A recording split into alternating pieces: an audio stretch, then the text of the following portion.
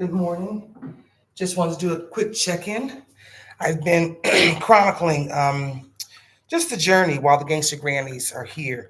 The Gangsta Grannies Global, this year's initiative under the Heal Together programming here at the International Welcome Center um, has focused on older women. And this year we had 5 spaces for older women to be able to come and participate in the intensive healing sabbatical. It's a month-long healing sabbatical that works with the social tech healing tools, and they are able to come on work exchange. And so I'm excited that 2 of those, the July cohort is here, and they got here on the 16th. They had some travel delays. One of them had travel delays, so the 2 of them waited up for each other in Guayaquil before coming down into Cuenca. And so they got here about the 16th. So it's been just about a week that the ladies have been here and really immersed into the healing process.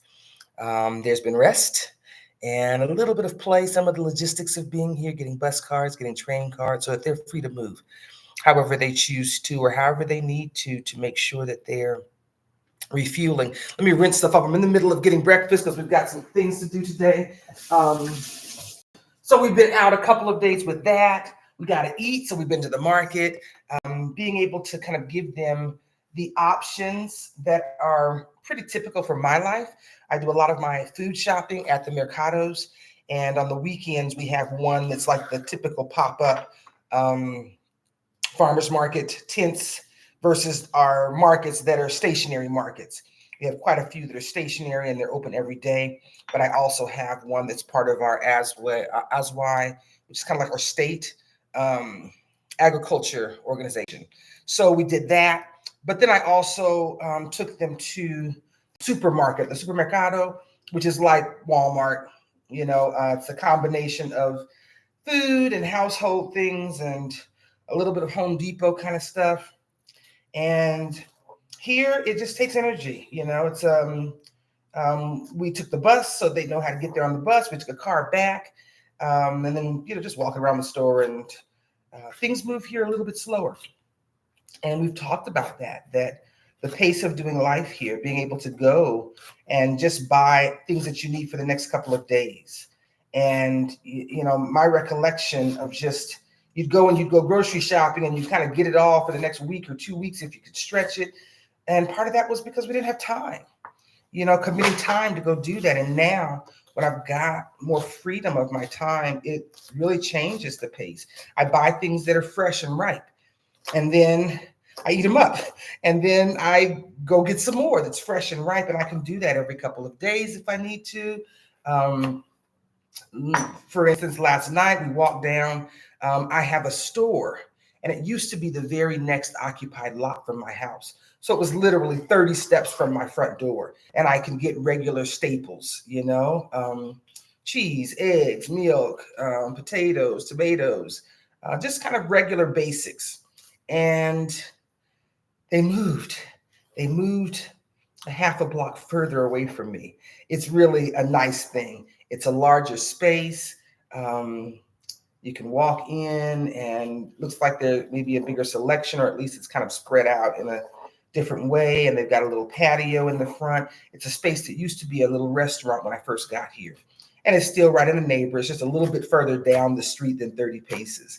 And so an example of just being able to kind of shop in a very minimalistic or real right now kind of way is I was going to get up this morning and prepare breakfast. I'm going to finish glazing my pottery. On a previous guest that was here, one of the unhosted guests, the daughter was going to do ceramics, and I had been waiting. I've been wanting to take another class with my friend Holly, who is a ceramics artist here. But I said, if she wants to do ceramics, I'll just wait until they come, and I'll be able to do some work with her and be able to go with her and do my class at the same time. So that's what we did. We went and we did pottery. I was thinking about some home interior stuff, so I made vases for the guest rooms and a few other random things. I don't remember, but I know I made about 10 pieces. And so you have to, the first stage is what they call a bisque firing. And so you fire it, and it probably has something to do with temperature, or I don't really know all that. but then it's ready for you to glaze. And then we do the firing. So Thursday we'll be doing the firing. And she works with a technique called raku. I always get it confused because it's kind of like the TVs, the Roku, but it's raku pottery. And it's just a different technique. I think comes out of the Japanese ceramics tradition, as far as I can remember. And it's just really pretty, especially for decorative kinds of things. This is not the process you use for making like plates to eat off of, but you can use it for, bowls that sit on, flat surfaces and vases. So I'm going to go and do my glazing today, which is kind of just like painting. And it's really cool because you see what the glaze looks like. And she's like, but this is the color. And it's like, that doesn't look like that. Well, you just have to trust the process. And so I'm going to go and do that for a few hours this morning. So I was up getting some breakfast cooked, but I was able to walk down the street. That's the whole point of this, the rambling story. I was able to walk down the street last night with $1 in my pocket and go get potatoes. I needed $1 worth of potatoes to be able to do breakfast. And so I was able to get up this morning. And so those are things you just don't have to plan your life so detailed or so far in advance. You can buy food when it's fresh, when it's ripe. The other thing I'll probably be cutting up is pineapple, super ripe. I'm gonna rinse it off. So you buy it based on the ripeness. And that really is joyful for me. Like having food feels luxurious. Having higher quality food feels really luxurious. Being able to go to the market and not have to compromise on food, like as basic as that feels like to me, that wasn't the reality. And I worked in farming. I retired in agriculture as a farmer, running a farm, a small farm, and a farm-to-table restaurant. And so interacting with food systems and playing with the ideas like slow food and some of the other ideas surrounding food. And food, good, healthy food, was a luxury. It was at premium price. It was just a luxury. And pineapples. We're coming into pineapple season real good. And so these are the small pineapples, but they were 2 for $1 at the market this week. And it's ripe. Like I got to eat it today because it's ripe. And I'll save the peels and make a really healthy tea out of it, probably with some of the fresh Jamaica, the sorrel. I get it. It's part of the hibiscus family of flowers. And we get it fresh, but sometimes I don't use it and I don't want it to go bad. So I just process it, take the seed pods out, and I use these bowls. They're bowls that I've gotten from cacao. This is the pod of a cacao. The cacao is a fruit and the seeds are what you use to make chocolate.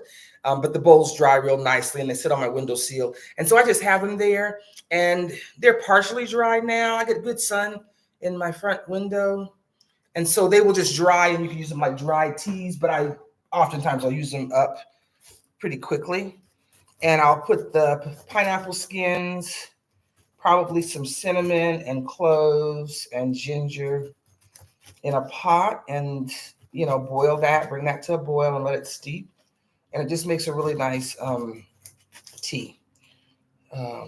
But just the pace of life lets me be able to buy a little bit.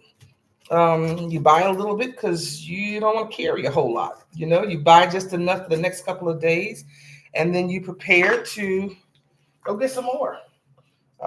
My game with myself and anybody that happens to be at my house is like before market day, it's like you go through the refrigerator and it's like, what else? What's in here that needs to get eaten up? Whether it be leftovers or leftover broccoli or, I got a half a head of cauliflower and some cabbage and, what are we going to do? A cherimoya. Okay, I'm going to make a stir fry with that.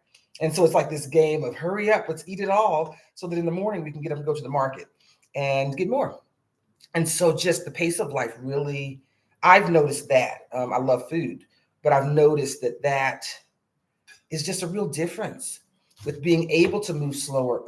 We had several situations where it was slow moving, getting Tramvia cards for the ladies.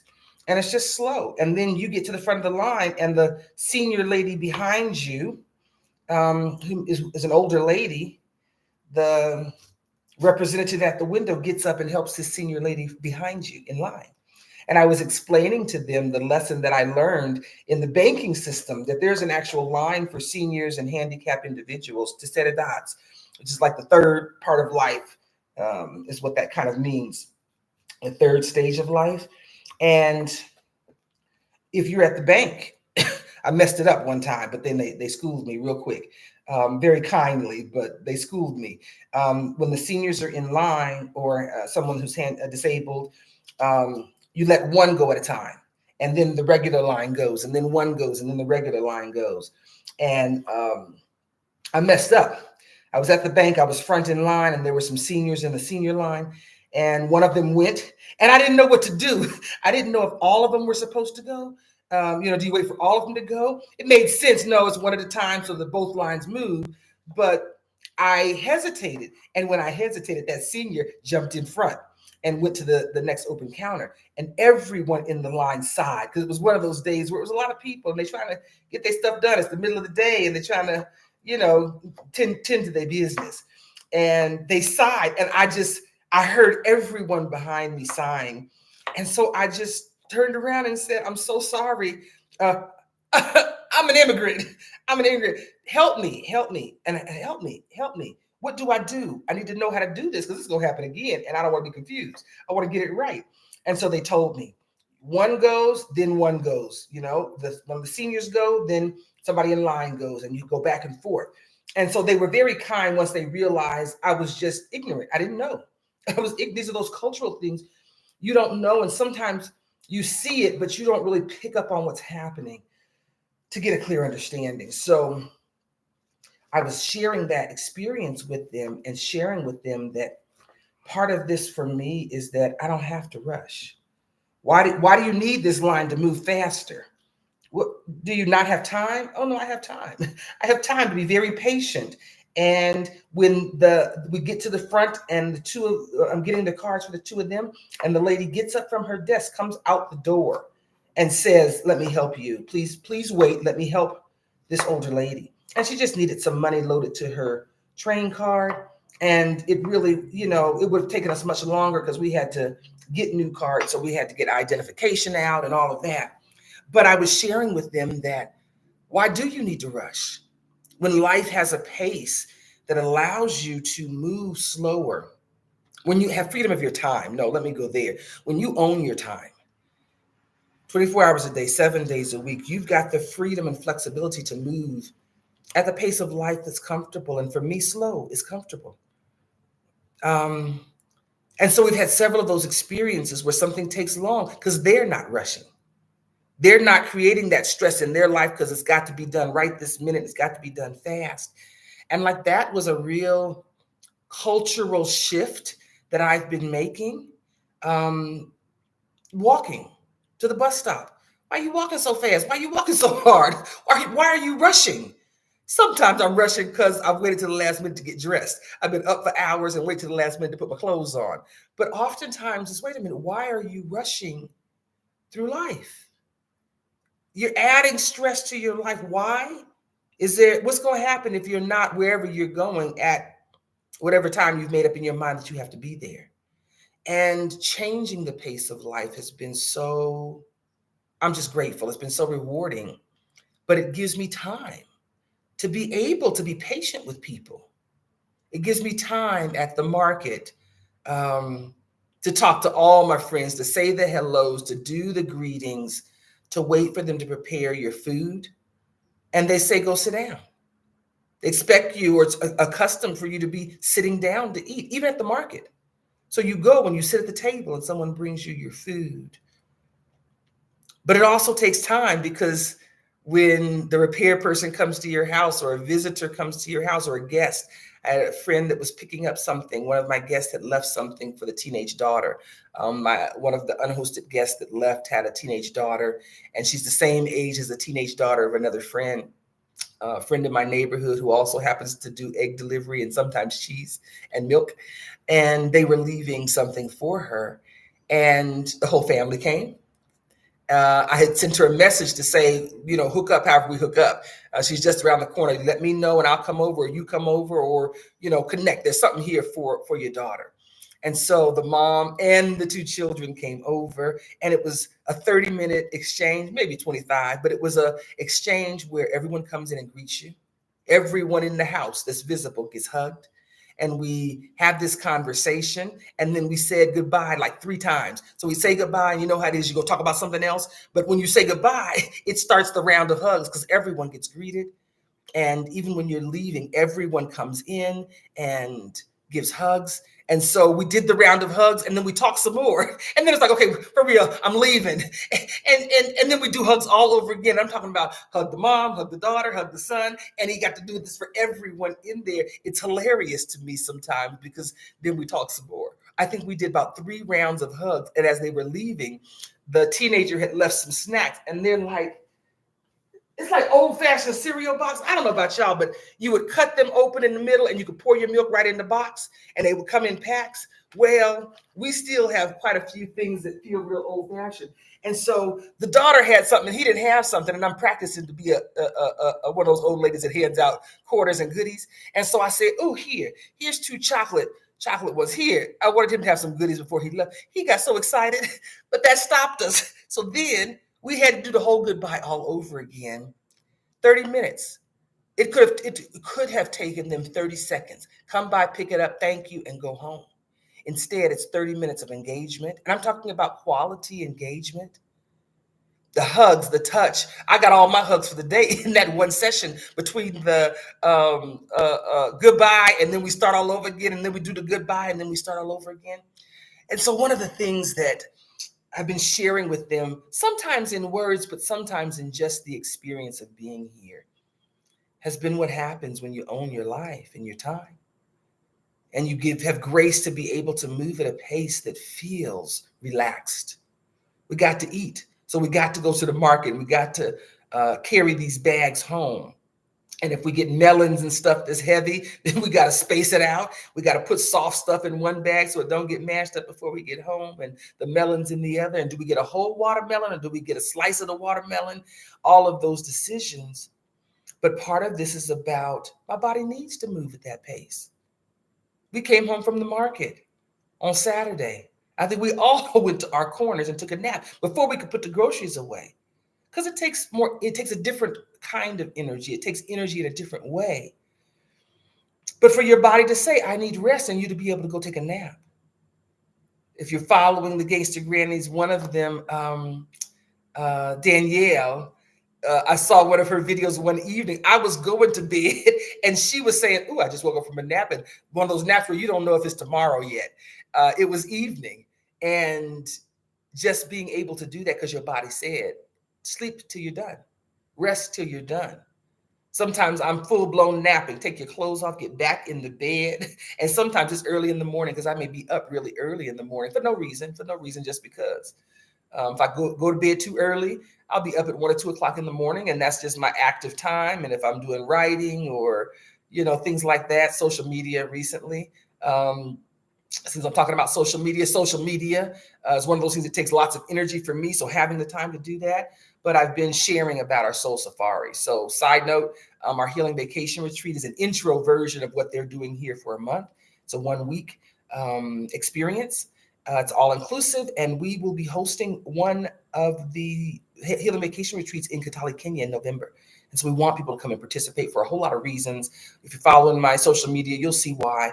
But part of this is that our partner is choosing, instead of taking the profits out of this project, to be able to provide scholarships for the African leaders in the countries neighboring Kenya, Uganda, Tanzania, and Rwanda. And so we're excited about that. His network is typically leaders working with the youth and shaping the future with the youth of Africa. And so we really want to be able to have this experience, and as many of their leaders able to come on scholarship that we can provide. And so we want people to come and join us. If you're interested in healing deepening your healing journey and learning some of the tools that the ladies have been sharing in this initiative, the Gangsta Grannies Global. And it's not limited to older women. It's not limited to women. It's not limited to Black women. It's just people who feel like healing is a good foundation for us to heal community. There's more information on the websites, globalundergroundrailroad.com or the collaborative site, nowastedtime.com. But reach out, send me a message wherever, and I'll usually get it. And let us know you're interested and get your deposit paid and start working on your airline. The entire retreat week is all inclusive. So once you pay for the retreat, all of your meals, all of your in-country transportation, all of your excursions and the transportation to them and the training work, all of that's included in the price. So all you have to do is get your visa, have your passport, get your visa, which is available online, and get your plane ticket and show up. And we pick you up from there, and you're with us for the rest of the week. So we're excited about that. So come. But back to the story about pace. That's really kind of where my mind has been this morning, about being able to choose the pace of life and choose a pace of life that is life embracing. You know, if I wanted to live in a way that felt good, how fast would I move? Would I be up this early in the morning? Would I be up this early in the morning with my outside clothes on? A lot of days, the answer is absolutely not. But today I'm going to ceramics, and that motivated me to get up and get dressed and get some breakfast cooked in case the ladies want to go with me. And the house helper's coming in, and I usually have breakfast prepared for her. And so I'm going to be gone before she gets here, and I'll be able to say, you know, scramble you a couple of eggs so they're fresh, and then heat up the rest of the stuff that's on the stove. There's croissant or rolls and fruit, and there'll be some potatoes, some seasoned potatoes cooked, and there'll be some coffee in the thermos waiting for her. And so for me this morning, getting up early and putting my outside clothes on, I got a reason to. But on the days that I don't have a reason to, I may be at home in my house dress. That was my dilemma yesterday evening. I had been all day in clothes that were probably not quite appropriate, since my store has moved a little bit further down the street, to walk that far in the limited amount of clothes I had on, and a robe, and a robe on top of that. So I put on some shorts underneath. My mother would call that some little short tail dress. That's what my mother would say. And it was. It's not that it wasn't the truth. It's the truth. But it was evening. It was going on sunset. Probably about 5:30, maybe 6 o'clock when we were walking down there. It was saying, go do it before it gets too late, because you may not want to go. But being able to move at life at a pace. And that's what the ladies are really part of the responsibility for them. Some of the things that are done a little bit different with the work exchange is I don't do the excursioning for them. I don't lay out the calendar of activities, partially to be able to fuel them to be able to do this work. That's something that they are working out for themselves. What do you need to fuel your healing journey? What do you need? And that's something that I take really seriously. Healing takes energy. Deep healing takes energy. You're digging up stuff you don't want to dig up. You're digging up stuff that's uncomfortable. And we don't see it in dollars and cents, but when we start counting our life currency, the amount of energy that it's taking out of our life, I think they're realizing that rest is really important. It's not an option. It's not a luxury. It's a necessity to do this work. And so being in a place where the pace of life really is much more conducive for that. You can move at a slower pace. They move at a slower pace in life, a more relaxed pace in life. And that's part of the healing logic, if you will, behind the healing vacation retreats and the sabbaticals. It's what if you could stop life enough? Enough. Sometimes the reality is we can't stop everything going on in life. But what if we could stop life enough so that you could take your most quality energy and invest it in you and invest it in healing? And that's what I hope the ladies are getting while they're here. Coming into a lifestyle that's much more relaxed and intentional. What do you need to do today for you? I remember on one day, Wheaton says, I got to go get some sun.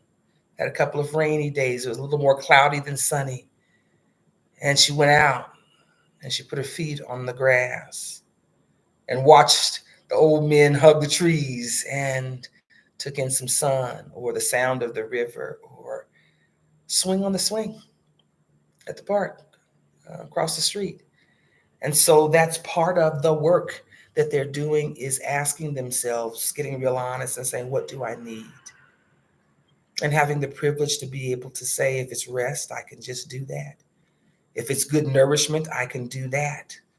If it's nothingness, sometimes nothingness is what you need. I call it white space. I need to not be doing anything. I need to just be. And that too is a part of what this month-long journey hopefully gives them.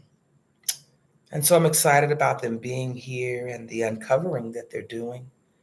My hope and my prayer is that they go home lighter, that they go home more connected with self, that they learn more about themselves and they walk into a life as they return that's much truer, much more honest, much lighter, and that they then will spend their energy filling up those spaces that they've emptied out with things that give them joy.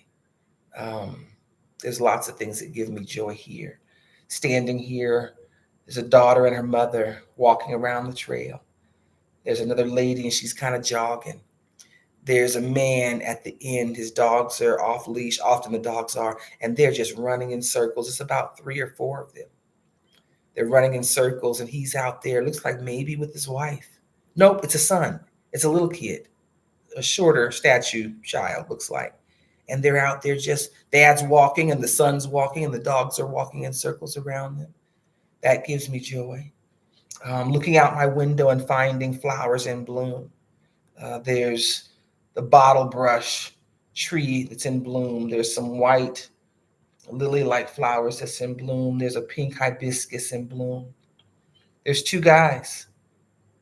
One looks like he could be the dad and one looks like he could be the adult son. And they're walking. Leisurely pace. But there's another man and he's got a good jog on and he's passing them this morning. And they both move out of the middle of the walkway and let him run down the middle. And those are just things that because of the pace of life, I get to enjoy or notice. Life's not going so fast that I don't notice those things. And those little things, little by little, micro joys. I saw something that said about micro joys. If micro trauma becomes cumulative, micro joy might be too. Little things, are they important? Not that important, I suppose, but they are. Because it's just those little things that give me joy. Joy to be able to move at this pace that really feels affirming to my life. And that's what I hope the ladies are getting. And we'll see how it goes. Yesterday was a kind of an in-the-house day for me. They piddled around outside here in the neighborhood at the park, took some walks, that kind of thing. Today I'll be in motion heading out. We'll do Healing Circle in the early afternoon. If they decide to come with me, then we'll do it probably by the river at one of the parks or the river walks in town where I'm going. My friend lives right in front of the Tommy Bumba, just further up in town. If not, we'll be back at the house and we'll do Healing Circle early this afternoon. And then roll out the rest of our day. We're having a soup rotation here. We'd made a chicken vegetable soup that is very tasty. I made a tom kha soup, which is very tasty. And so we'll probably be having some variations of those for lunch and dinner today. I think I'm going to put broccoli in the tom kha soup. I got some nice broccoli, and I'll probably add that to it today. I think I may make some hummus also, because that's a good snack that I like very much. We've got some chief-lays, some plantain chips over there. And we'll just wing it. If that doesn't work, we just wing it and we'll eat popcorn and call it a night. That was kind of the dinner plan yesterday, popcorn. And I was able to instigate everyone in. So it was a unanimous decision that popcorn was a good thing yesterday evening. So, all right, well, this gives me a time to really just do some reflection in the morning about what's happening and just sharing some of my thoughts and commentary on their journey as they too are chronicling this journey. So thanks for letting me share and do my morning ramble, brain dump and morning ramble. And I'm going to get on. It's about 7 o'clock here. I'm going to probably leave out about 8:15, maybe a little earlier. because that'll give me time to take the bus. The bus goes right to her. We can just get on the bus here and it'll take me all the way to the other side of town. So that's my plan. Get breakfast going and finish my coffee and move into the day to see what today offers. So thanks for letting me share. Take care.